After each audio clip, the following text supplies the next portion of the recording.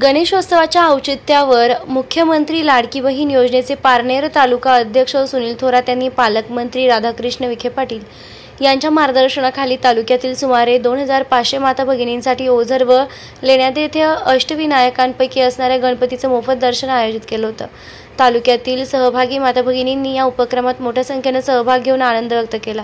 यावेळी सहभागी असणाऱ्या सर्वच माता महिलांना भेटवस्तू म्हणून सुनील थोरात यांनी तालुक्यातील भगिनींचा भाऊ म्हणून साडी भेट दिली आहे। यावेळी सर्व महिलांसाठी नाश्ता जेवण याची उत्तम सोय व्यवस्था सुनील थोरात व मित्रपरिवाराकडून करण्यात आली होती। यात्रेचं प्रस्थान होताना भाजपा जिल्हाध्यक्ष दिलीप भालसिंग, भाजपा महिला जिल्हा अध्यक्ष अश्विनी थोरात, भाजपा तालुका अध्यक्ष राहुल पाटील शिंदे, माजी तालुका अध्यक्ष वसंत चेडे, पारनेर तालुका भाजपा सरचिटणीस दिनेश बाबर, पारनेर तालुका खरेदी विक्री संघाचे संचालक प्रसाद शितोळे, भाऊसाहेब मेचे, सुनील पवार, दत्ता रोकडे, भाजपा ज्येष्ठ नेते कृष्णाजी बडवे, युवा नेते तुषार पवार, भाजपा महिला तालुका अध्यक्ष सोनाली सालके, राष्ट्रवादी महिला तालुका अध्यक्ष सुषमा वरावडे, शिवसेना महिला आघाडी अध्यक्ष मनीषा सोमवंशी, निर्मलाताई थोरात, कीर्ती थोरात, अश्विनी रमेश थोरात, सुपा सरपंच मनीषा रोकडे, सरपंच मनोज मुंगसे, माजी सरपंच भाऊसाहेब डेरे, माजी उपसरपंच दत्ता नाना पवार, मोहन खराडे, भास्कर थोरात, अनिल दिवटे,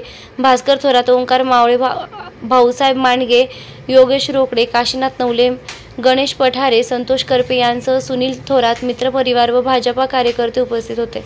सुनील थोरात यावेळी बोलताना म्हणाले की तालुक्यातून प्रथमच गणेशोत्सव काळात एवढ्या मोठ्या प्रमाणावर देवदर्शन यात्रेचं आयोजन करण्यात आलेलं असून यापुढे नवरात्रोत्सवामध्ये वणी येथील सप्तशृंगी देवीच्या दर्शनाला पारनेर नगर मतदारसंघातील सर्वच महिलांना घेऊन जाणार असल्याचे थोरात यांनी जाहीर केलं।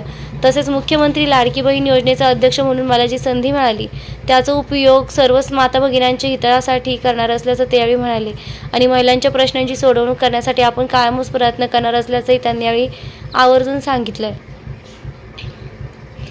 महिलांसाठी सुनील थोरात यांनी राबविलेल्या यात्रेचे सर्वच उपस्थितांनी कौतुक करून आगामी विधानसभा निवडणुकीत महायुतीकडून सुनील थोरात यांना संधी मिळावी अशाही भावना उपस्थित महिलांनी व्यक्त केल्या आहेत। पालकमंत्री राधाकृष्ण विखे पाटील यांची यात्रेची फोनवरून काळजीपूर्वक चौकशी व उपक्रमास शुभेच्छा।